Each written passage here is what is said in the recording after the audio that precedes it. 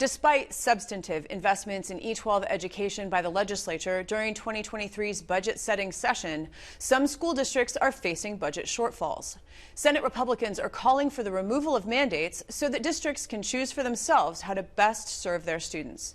Senator Jason Rarick, lead Republican of the Education Finance Committee, joins me to talk more about it. Thank you for being here. Yeah, thanks for having me. Minnesota Public Radio reported on Monday that more than 70% of school districts in the Twin Cities, Rochester, and Duluth are expecting budget shortfalls. Is this just urban schools, or are all schools facing potential budget shortfalls? Yeah, this is all schools across Minnesota. I've been talking with superintendents and school boards from my district and around the state, and they're all saying that even though new funding was made available, a lot of the things that they're required to do now eat away at that, and they're just not going to be able to make ends meet. So a lot of schools are looking at making cuts, even though there was record funding.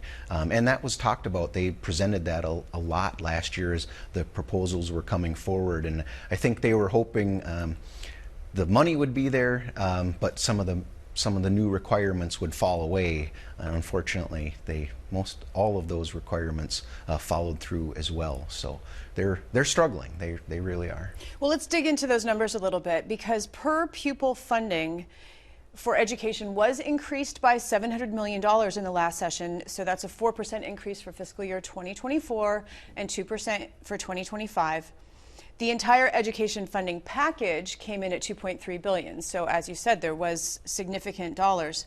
If Republicans had been in charge of the budget last session, how would it have looked differently? Yeah, we had a proposal that we offered that would have been 5 and 5 on the formula and fully funding the special education cross-subsidy.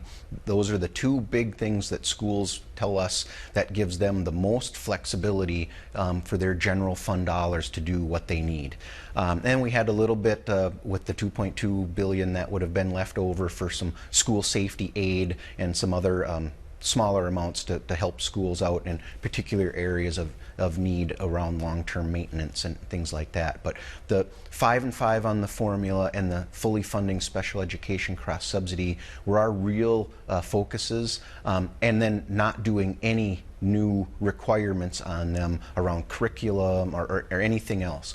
Allowing schools to kind of recover and get their feet under them coming out of COVID.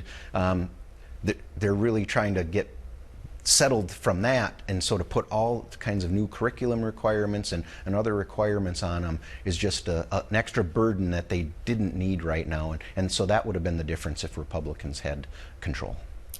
The DFL budget included universal free breakfast and lunch, free menstrual products, a supply of naloxone to reverse opioid overdose, and unemployment insurance for seasonal positions like bus drivers and paras, just to name some of the bigger ticket items.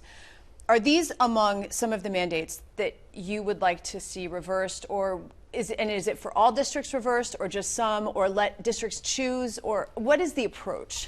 Yeah, so we're working on a proposal right now. We've been talking with folks just how to make this work. But the basis of our proposal is going to be to allow for the next 3 years that school boards would look at the different requirements and say, you know what, we're going to put this one on hold for 3 years.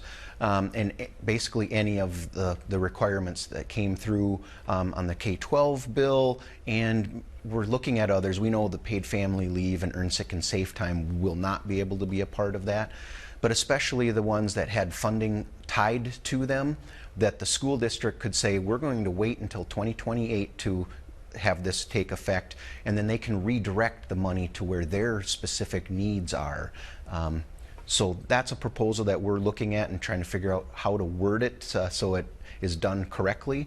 But I think a lot of school boards, even if some of these ideas are things that they believe they can do, the time frame that was put in place for them is going to be very tough for them to manage. So that's why we're looking at the 3-year window. And then as a legislature, we can evaluate and say some school districts did it, some opted out. What are maybe some of the things we can look at in future years to change or pull back on?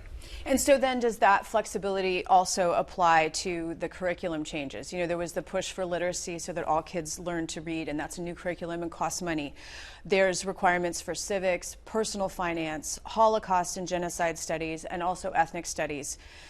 So would these also be included, like schools could have sort of a waiting period before they implement these new curricula? Yeah, exactly, and that's what we're looking at specifically. These are smaller amounts that are for the schools, but it's the time frame that was put in place that's probably the biggest factor, especially for our small rural schools. Some of these new curriculum going to require some new teachers with different training, or current teachers to get the training to provide this, and the 1 year time frame on it was just not enough for them to be able to make these changes. So that's the point of the 3-year window that we're looking at. And again, it would be a school board would have to take that vote, so it would be very public as to why they're doing it. And again, not saying it's ending, but it's giving them up to 3 years to implement it and make it happen. You mentioned the special education cross-subsidy, and there is an increase from the state in funding that. There's also an increase in the English language cross-subsidy, and those amounts are going to increase over time. So perhaps it's early days yet to see that impact. What are your views on the state's responsibility? Because schools have to fund those one way or another. Should the state be funding more on those cross-subsidies?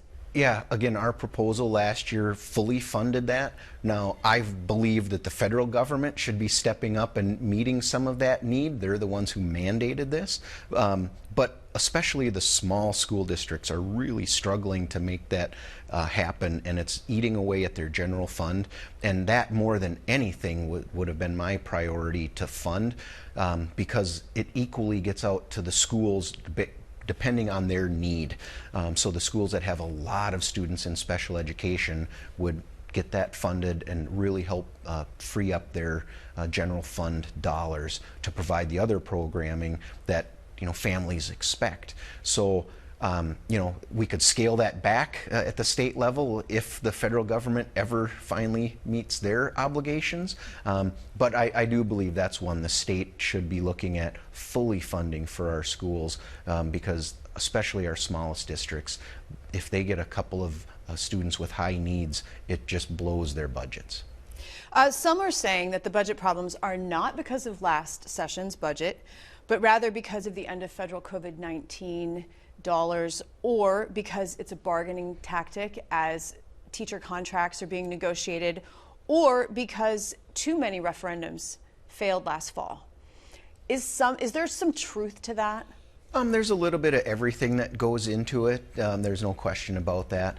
I do think what our school districts are asking for is the state funding to come without strings, and that's what a lot of the things that we pass at the legislature, they're good ideas. You can explain why this would be good for kids, but yet I think we've overstepped on a number of areas, making it a statewide requirement, and it really limits what our local schools can do. And I think we have to get back to this concept of trusting our local school boards, families, and teachers to know their students, put the things in place that would best benefit our kids, and then by doing that, we're allowing them to best use the dollars that are available to provide the needs for their kids and their families. I think that's the biggest thing, and as legislators, we're the ones who are guilty of all of these new requirements that may seem on the surface like great ideas, but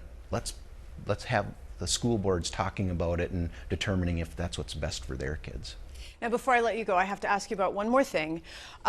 You have a bill that has raised some hackles on both sides of the aisle, your colleagues and the DFLers. You proposed an expansion of the Taconite assistance area to include new school districts if projects get started in those areas. Why? Yeah, that's the biggest thing that I think people have missed out on and understanding. So we have a Talon mine that is looking to begin operation, and the biggest area that they'll operate in is McGregor School District. And last year, language was put in place that would add McGregor in so that when the mining operations start there, they would be able to receive the Taconite assistance money, just like the schools up on the range do. Well, I have schools in my district that will in the future, Talon will be expanding into their areas. So I put a bill in mimicking the language from last year's legislation to say that when the mining begins within those school districts, they would then join in so that they would be treated like all the other school districts that have mining going on within their areas. And I just wanted to start that conversation and see where it would go. I didn't expect it to be this contentious. Well, we'll keep watching it. Senator Jason Rarick, thank you so much. Thank you for having me.